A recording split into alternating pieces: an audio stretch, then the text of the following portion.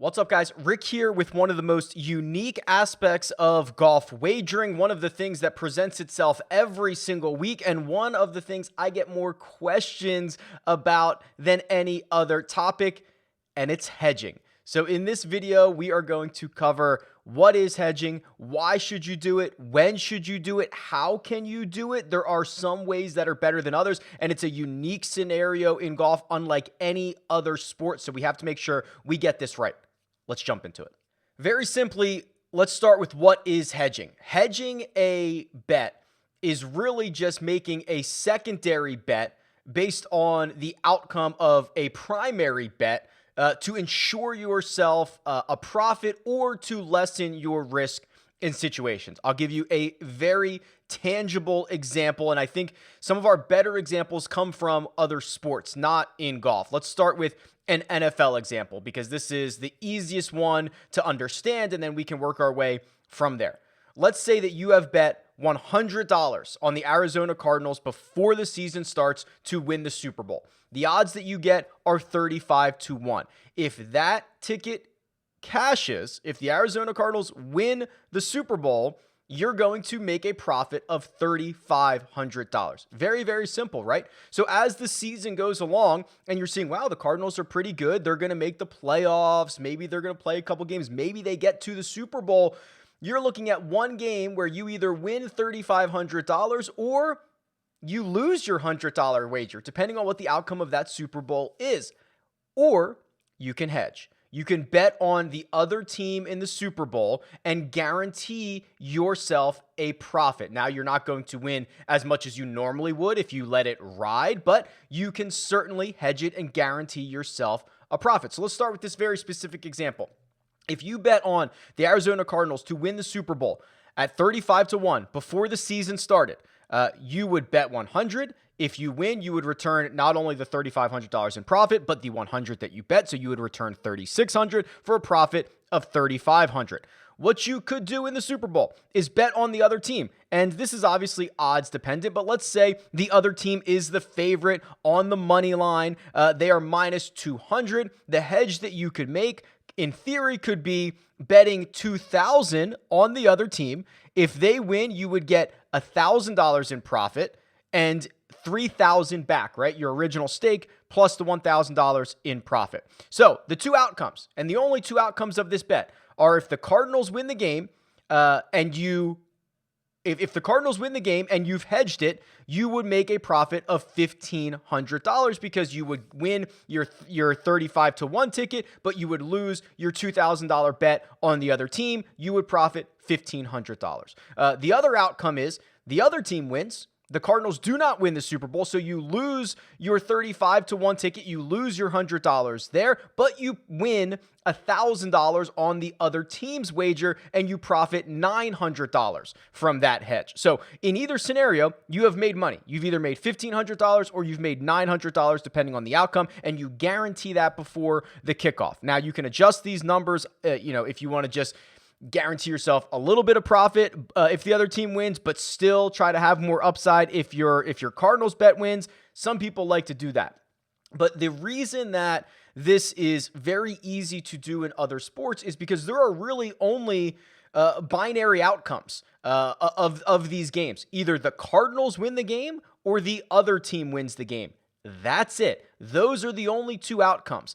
Golf is very, very different, which we're going to dive into deeply here, because it's not just this golfer wins the tournament or that golfer wins. One of maybe 5 or 6 guys could win the tournament, especially late on a Sunday, or depending on how you want to hedge this. So this is a binary example. This is a really good starting point. And then what other people would do, if you have a Cardinals to win the Super Bowl future bet for 35-1, you could hedge each playoff game along the way, because if they get knocked out of the playoffs, they are not going to win the Super Bowl. Let me tell you, that's how it works. So you could hedge yourself all the way along the way in the playoffs. It's very, very easy to do in this example, but it is not easy to do in golf. The thing that makes golf hedging so sick, fun, I don't know what adjective you want to use to describe it, is In our Arizona Cardinals example, if you would have bet them before the season started and you would have waited to the Super Bowl to hedge, it's like a 6-month wait, right? You're betting them in August maybe, and they're playing the Super Bowl in February. It's 6 months. And you have a lot of time in between games, especially between the playoffs, between the 2 weeks to the Super Bowl. You have time to do all of this. In golf, you are getting the same odds, if not longer odds, 35 to 1, 50 to 1, 61, 80 to 1, 100 to 1. And it's all happening very, very quickly. It's happening over the course of 4 days. So not only are you getting more extreme hedging opportunities, but you're also getting them more frequently. And I think a lot of people panic in this situation because you're getting them more frequently and because most people don't really understand what their options are. So this is a completely different beast. Let's jump into a couple of real life golf hedging examples. The most common time to hedge your golf wager is generally going to be after the third round. So what that gives you is 18 holes. The odds are starting to stabilize. The leaderboard is shaping up. You don't have to do it in the moment. You have, the overnight hours to kind of get your bets and your math all situated. So that's probably the most common time to hedge. Obviously, depending on the sports books that are available to you, you might be able to hedge every second of the tournament from the time it starts to 2 minutes to go, right? So let's just go with this example here. And I actually have a real world example. I've changed the names because it came from an alternate field event, and it's just easier if I use some common household names. But the scores and the odds after the third round are all going to be real odds here. So here's our imaginary but real leaderboard, in which Patrick Reed leads a golf tournament after 3 rounds, and he is at 17 under par.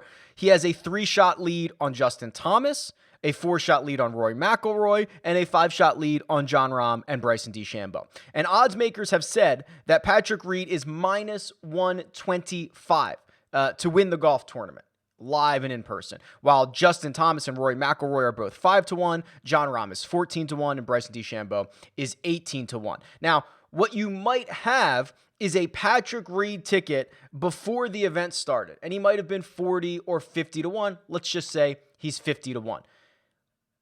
How would you hedge this? What would you hedge with this? How would you do it? Because here's the thing. If Patrick Reed does not win this golf tournament, it is not a binary outcome that, for example, Justin Thomas wins. It's not Reed or Justin Thomas.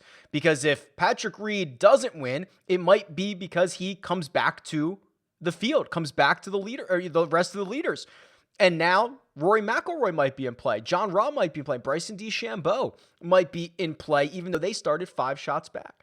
So what are our options? You could just say, I'm going to hedge Justin Thomas at 5 to 1, and I'm going to hedge Rory McIlroy at 5 to 1. And then you start doing the math and you realize maybe you're slicing up this 50 to 1 ticket too much. And what if someone even further back comes up and steals this thing? So we're already treading into murky waters by not being able to have a binary outcome. And speaking of the odds that odds makers have laid on this, so minus 125 for Patrick Reed with a 3-shot lead to convert and to win this golf tournament. He's being implied to win this over 50% of the time at minus 125. Well, let me tell you something. In the last 15 years, a 3-shot lead on the PGA Tour has only been converted 43% of the time. A 1-shot lead is only converted 30% of the time. 2 shots, 39%. 3, as I mentioned, 43%. 4 shots, 76%. And 5 shots, which seems like insurmountable, is only converted on the PGA Tour 79% of the time. So it is certainly no lock that anyone with a 2, 3, 4, even 5-shot lead is going to actually win. So our hedging scenario becomes more and more cloudy by the moment as we try to figure out what the best way to approach this Saturday evening is, or this end of third round evening is. So what do we do here? I'm not a huge fan of trying to figure out which one of the chasers to hedge with. I think that maybe we should have planned ahead a little bit on our hedges, right? So ideally, one of the better ways to hedge, especially on your longer odds tickets, would be to do it before the tournament starts and create your own each way. So an each way bet, for those of you who are unfamiliar, and this is more common outside of the United States, is essentially you would bet a golfer outright. And then it also takes so if you bet $100 on a golfer to win to win a tournament outright, $50 of that would go towards the outright number, and $50 of that would go towards, say, their top 5 number. So if someone finishes second, you're not losing your entire stake. You are getting a portion of that back. Well, you can create your own each way because not a lot of U.S. regulated sports books are offering these as of right now. But before the event started, if you bet someone 50, 60, 100 to 1, and you want to bet $10, put 5 on their outright number, 5 on their top 5 number. Boom. We have just hedged this out of the gate. We don't have to worry about these troublesome decisions that we're going to be making on Sunday. And if a guy falters, it doesn't matter who beats him, as long as he finishes inside the top 5 or top 10 or however else you want to hedge your wager. We should have taken care of this before the week started. Now, the other way, which I actually think is it's an intriguing way to do this, would be via betting a round by round matchup prior to the final round. So in our example, Patrick Reed, 17 under par, he is going to play in the final group with Justin Thomas, who is 3 shots back.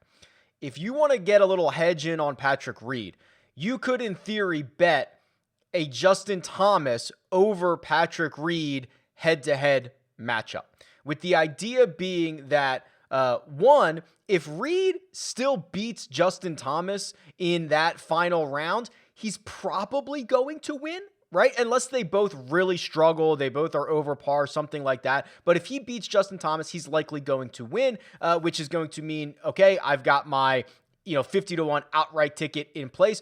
Or if Justin Thomas beats Patrick Reed, then you are getting some portion of your money back. The other fun thing about this is you can middle this, right? So especially with a 3-shot lead, you could technically win both of these wagers. So if you bet Justin Thomas over Patrick Reed in the final round, and he beats him by 1 shot, that is a win on the Justin Thomas head-to-head matchup, and Patrick Reed still could win the golf tournament. So it is an interesting way that I think it's not perfect, and there really is not a lot of perfect ways to hedge your golf outrights, but it is something that you should be considering if you do want to remove a little bit of liability, try to lock in a little bit of your profits or potential profits or the value of your ticket, because the value of your ticket has gotten so much better over the course of 3 days. You do want to secure a little bit of that value.